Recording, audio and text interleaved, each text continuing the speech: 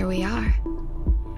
This is Sex Love Psychedelics, and I'm your host, Dr. Kat, bringing you psychosexual conversations that will leave you intellectually turned on and hungry for more. I've heard in your dialogue the use of words like witch or goddess names like Venus. And so these are a lot of archetypes that we associate specific images or qualities or characteristics to.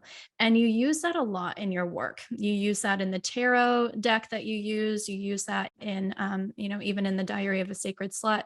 Can you share with our audience how you implement archetypes or what you see them to be a power tool for us? Yeah, what a good observation. So I guess first for me, like the way that I define archetypes is definitely, like something that dwells collectively within us that we all have this kind of connection to, right? Jung called it the collective unconscious. And he's the one that kind of, termed these ideas of archetypes as these energies that we all have access to, that we all have familiarity with. And I definitely believe that. And I also recognize, like for me as somebody who is polytheistic and pagan, I recognize these energies as something both outside of myself, like as above, as energies, beings that I work with, that I honor, that I foster relationships with, whether that's, specifically through like the goddesses I work with, like Venus, and more kind of figuratively as the witch. I wouldn't necessarily say like I honor the archetype of a witch as a god, but I recognize that within myself. And like for me, the second part of archetype, working with archetypes is like, yes, there's this kind of energy, figure, being, vibration outside of yourself that you're connecting to by thinking of or creating around this archetype, or looking at art or whatever it is. And then at the other point of that, it's as above, so below. It's also an energy that you have this kind of seed within you. Like the blueprint is there. When I'm honoring Venus as a goddess, I'm also awakening that consciousness and that energy within myself. I'm also awakening the archetype within myself. So like for me, like goddesses are archetypes, and they're also their own deities and beings. That kind of comes with the polytheistic side of it. But again, like you saw, or like you said, like for me, like the witch is an archetype I work strongly with. The slut is an archetype I work strongly with. And what that means for me is that it's something that I like honor outside of myself. Like I love, like through the history of the lineage of the archetype, right? Like there is a history of witches who have both been able to make a name for themselves and who have been wrongly accused and killed for being witches. Same thing with sluts, right? There's a whole lineage of priestesses in the Near East and the Far East who work with sexual energy to honor the goddess. We're not 100% sure if all of them existed, but like the energy of that lineage is still here, still present. That's something that's an archetypal blueprint that I can connect to and awaken within myself as somebody who honors like the sacred sexual powers of the divine feminine. So I think for me, it's like almost seeing these different things as muses, like as energies that inspire me, or parts or things that I can form kind of like a devotional relationship with. Like one of the, kind of practices that I've been doing for about 1.5 years is from new moon to new moon. So that the whole lunar month, I devote myself to a specific kind of like archetype or intention or vibration or thing that I'm like really committing to, and I meditate with it every day. So like in the past, I've done devotionals to the holy whore or to the unknown.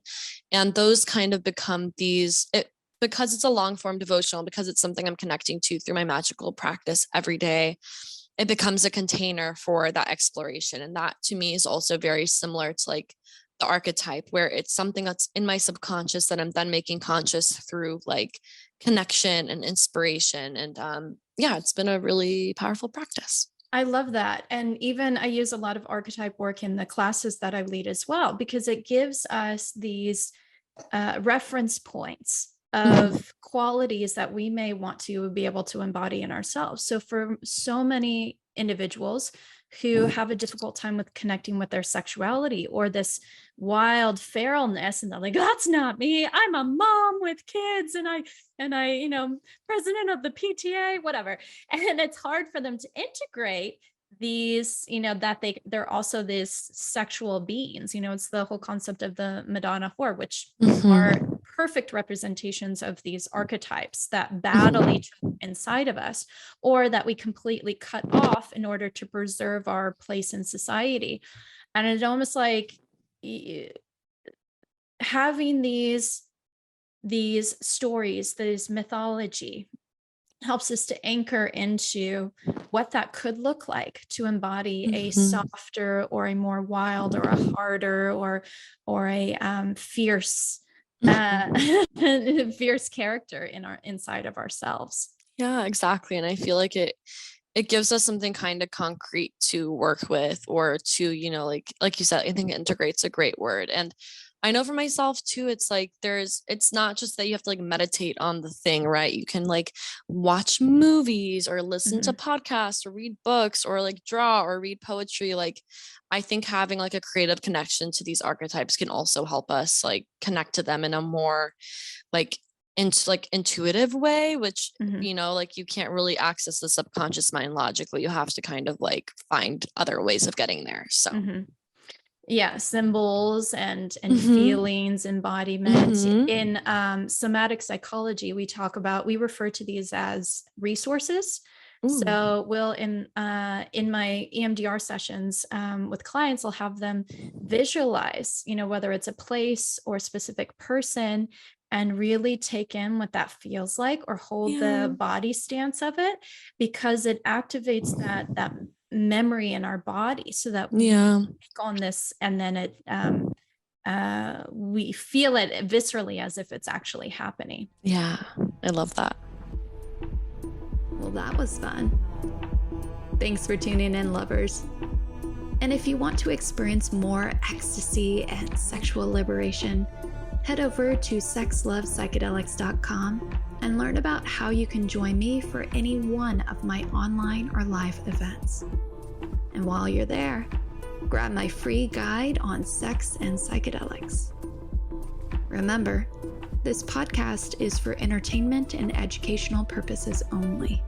Please contact your healthcare provider and local law before pursuing any of the products or psychedelics discussed. And one final note here. I make this show specifically for you. If you're loving the show, then be sure to leave me a review in iTunes or Spotify to let me know.